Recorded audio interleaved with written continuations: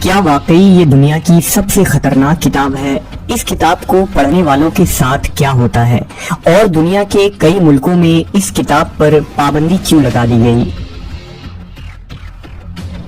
کیا اس کتاب کو جنات نے یا کسی دوسری دنیا کے مخلوق نے لکھی ہے؟ اس کتاب میں کن قدیم علوم کو لکھا گیا ہے اور ایسے کس راز سے پردہ اٹھایا گیا ہے جس سے انسانیت اب بھی ناواقف ہے؟ آخر یہ کون سی کتاب ہے اور یہ اتنی پر اسرار کیوں ہے؟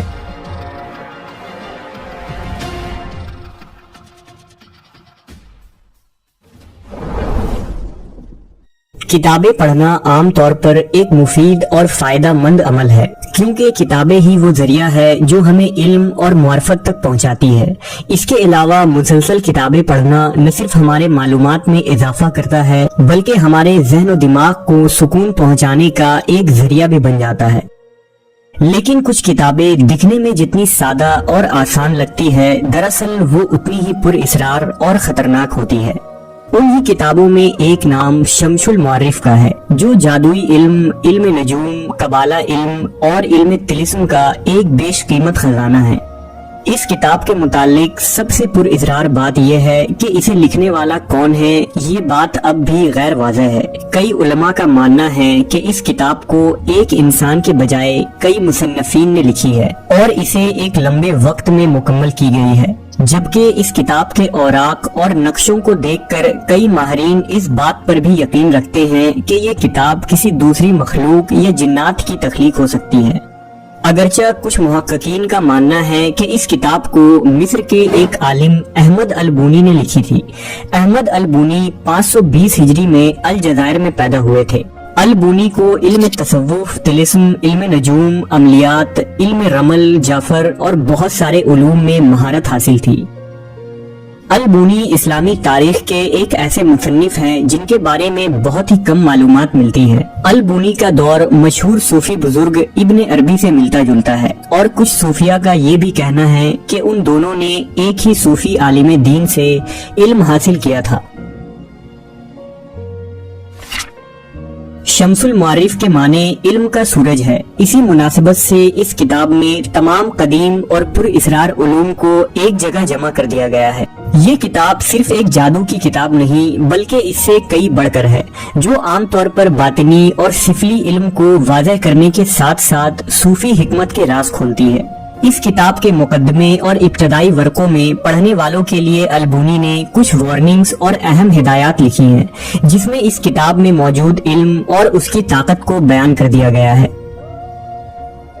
البونی لکھتے ہیں کہ اس کتاب میں ان لوگوں کے لیے جادوئی طاقت موجود ہے جو اسے صحیح طرح سے استعمال کریں گے، لیکن ساتھ ہی مصنف آگاہ کرتا ہے کہ اس کتاب کا استعمال صرف اچھے کاموں کے لیے ہی کیا جائے، نہ کہ برائی اور حرام مقصد کے لیے۔ اس کے بعد کتاب کے مختلف حصوں کے بارے میں مختصر لکھا گیا ہے، جس میں علم نجوم، علم فلکیات، تعویذ، طلسم اور کچھ وظائف کے الگ الگ باب موجود ہیں۔ جیسے جیسے کتاب آگے بڑھتی ہے، پڑھنے والے کو مزید جادوئی علوم کے متعلق بتایا جاتا ہے، مثلاً روحوں اور فرشتوں کو کیسے بلایا جائے اور فال اور پیشن گوئیوں کے لیے اس کتاب کا کیسے استعمال کیا جائے۔ البونی نے جن علوم اور طلسماتی معلومات کو اس کتاب میں تحریر کیا ہے، یہ انہوں نے کہاں سے حاصل کیا تھا، اس کے متعلق انہوں نے ایک واقعہ لکھا ہے، جس کے مطابق البونی کو مصر کے اہرام کے اندر ایک تابوت ملا تھا، جس کے اندر کئی جادوئی اور قدیم علوم کی کتابیں موجود تھیں۔ وہ کتابیں کس نے لکھی تھی اور وہ اہرام مصر کے اندر کیوں چھپا دی گئی تھی، یہ کوئی نہیں جانتا، جبکہ بعض نے لکھا کہ خود جن ان کے اندر آ کر اس کتاب کو لکھا کرتے تھے۔ اس کتاب میں یہ بتایا گیا ہے کہ عربی کے کئی الفاظ اور اعداد ایسے ہیں جن میں جادوئی طاقت ہے۔ البونی اس علم کو علم الحروف کہتے ہیں، یعنی الفاظ سے جادوئی طاقت حاصل کرنا۔ اس کتاب میں وہ تمام چیزیں موجود ہیں جن کا تعلق جادو سے ہے، خواہ وہ کسی دشمن کو تباہ کرنا ہو یا پھر کسی کی محبت پانی ہو، کسی بیماری سے شفا یاب ہونا ہو یا پھر مال و دولت حاصل کرنا ہو۔ یہ تمام چیزیں اس کتاب میں باقاعدہ خاص طریقوں سے سکھائی گئی ہے۔ इस किताब के एक खास हिस्से में जिन्नात के नाम भी बताए गए हैं। साथ ही ये भी बताया गया है कि वो कैसे रहते हैं और अगर इंसान को जिन से शादी करनी हो तो इसका तरीका कार क्या है, अगर किसी जिन पर काबू पाना हो तो वो कैसे पाया जा सकता है। ये सब कुछ इस किताब में मौजूद है। अल-बुनी मजीद लिखते हैं कि इस किताब में लिखे गए उलूम का इस्तेमाल सिर्फ माहिरीन सूफिया और रूहानी आलिम को ही करनी चाहिए और ये आम लोगों के लिए बिल्कुल भी नहीं है, क्योंकि इन अमलियात में जान का खतरा भी लाहक हो सकता है। शम्सुल मुअर्रिफ के मुताल्लिक ये मशहूर था कि जो शख्स भी इस किताब को पढ़ने की कोशिश करता या तो वो पागल हो जाता या फिर जिन्नात उस पर हावी हो जाते, क्योंकि इस किताब के जरिया जिन्नात को काबू में लाया जा सकता था। इसलिए जिन्नात इस किताब की हिफाजत किया करते थे ताकि कोई इसे पढ़ ना सके। बाज लोगों का कहना था कि जब भी वो इस किताब को खोलकर पढ़ने की कोशिश करते हैं तो एक खौफनाक ह्योला जाहिर होता है जिसे देखकर पढ़ने वाला बेहोश हो जाता है। यही वजह थी कि इस किताब की तसनीफ के 100 सालों बाद तक ये किताब किसी ने भी नहीं पढ़ी थी, क्योंकि इसे पढ़ने वाला किसी न किसी आफत में मुब्तला हो जाता। कई अरसे तक ये किताब सिर्फ एक नुस्खे पर लिखा रहा जिसे हरन के खून से एक खाल पर लिखा गया था, लेकिन अल-बुनी की मौत के बाद ये किताब पुरइसरार तौर पर कहीं गायब हो गई और फिर ये किसी को न मिल सका। लेकिन फिर 200 सालों बाद एक और किताब मिली जिसमें दावा किया गया था कि ये शम्सुल मुअर्रिफ के असल नुस्खे से नकल की गई है। उस वक्त ये नुस्खा मोहम्मद बिन अली बिन जाहिद के पास थी, जो उस दौर का एक मालदार ताजिर था। कहते हैं कि आमलीन ने इस किताब के कुछ हिस्से को निकाल दिया और इसमें रद्द बदल कर दी।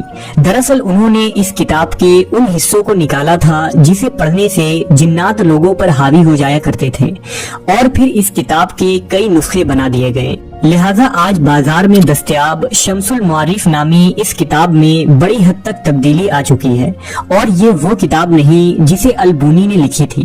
लेकिन अब भी इस किताब में मौजूद तिलिस्माती और काले उलूम की वजह से कोई आम शख्स इस किताब को पूरी तरह नहीं समझ सकता था और इसकी कोशिश करने वाले पागलपन, मिर्गी या जुनून के शिकार हो जाया करते। यही वजह है कि आज सऊदी अरब और दुनिया के कई मुल्कों और इलाकों में इस किताब पर पाबंदी लगा दी गई है। बहुत सारे उलमा अल-बुनी और उसकी इस तसनीफ को पूरी तरह से गैर इस्लामी और कुफ्र करार देते हैं। इसकी एक वजह यह है कि शम्सुल मुअर्रिफ में यहूदी कबाला जादू, मसीही बातनी जादू और सुलेमानी जादू के नक्श और अमलियात मिलते हैं। अल-बुनी के इस इल्म को कई लोगों ने हासिल करने की कोशिश की और इस किताब में मौजूद अमलियात पर महारत हासिल की, लेकिन उन तमाम लोगों के साथ अजीबोगरीब हादसात पेश आए, जिसकी एक मिसाल अल-हुसैन अल-फल्की है। अल-फल्की मिस्र का एक मशहूर मैजिशियन और इल्म नजूम का माहिर था।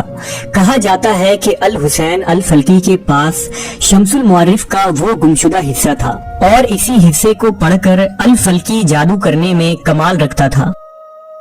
लेकिन जब 2003 में अल-फल्की की अचानक मौत हुई तो पोस्टमार्टम के बाद पता चला कि अल-फल्की की बॉडी को बुरी तरह से तकलीफ दी गई थी और उसके जिस्म के अंदरूनी हिस्से टूट फूट गए थे।